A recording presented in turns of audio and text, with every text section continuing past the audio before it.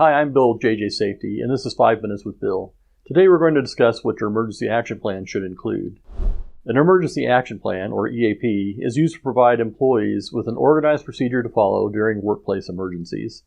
The EAP is a vital component in any workplace to keep workers, employers, and visitors safe. Employers must ensure a plan is developed, implemented, and followed, and that it covers all foreseeable hazards in the workplace. When developing an EAP, it's important to include the crucial components needed to create an effective plan.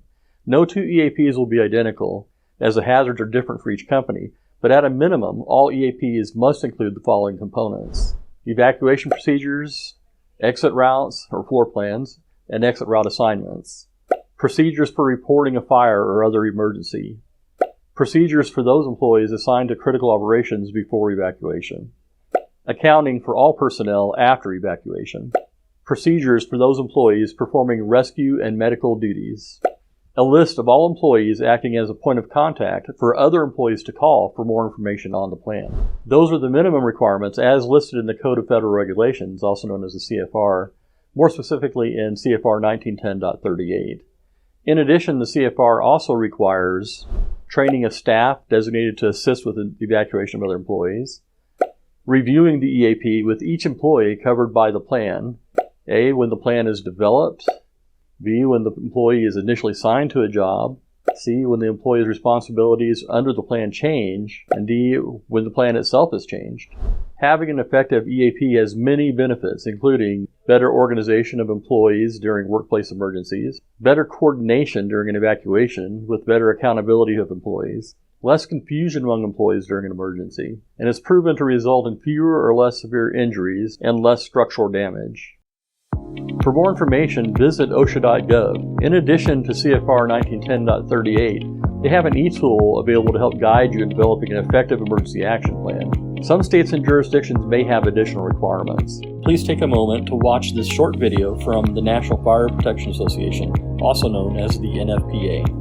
While it's the responsibility of building management to provide an emergency evacuation plan, it's your responsibility to understand it.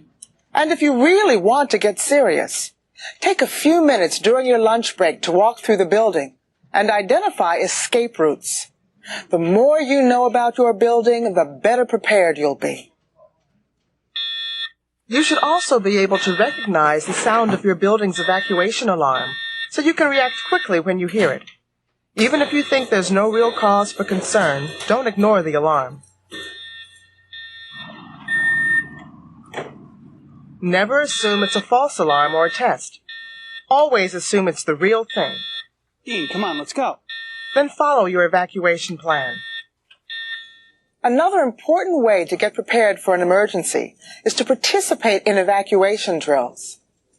Attention, please. May I have your attention, please? We have received a fire alarm. Treat these drills seriously. Take the time to learn about your building's fire safety features, such as the way the PA system is used to coordinate the evacuation.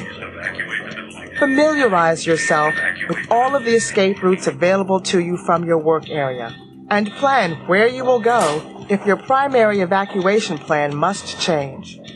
The more familiar you become with your emergency evacuation plan, the faster you'll react and make informed decisions, like closing your office door or shutting down equipment that could make a fire worse.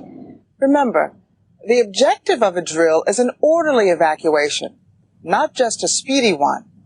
It's about learning to prepare for the unexpected and knowing your egress routes.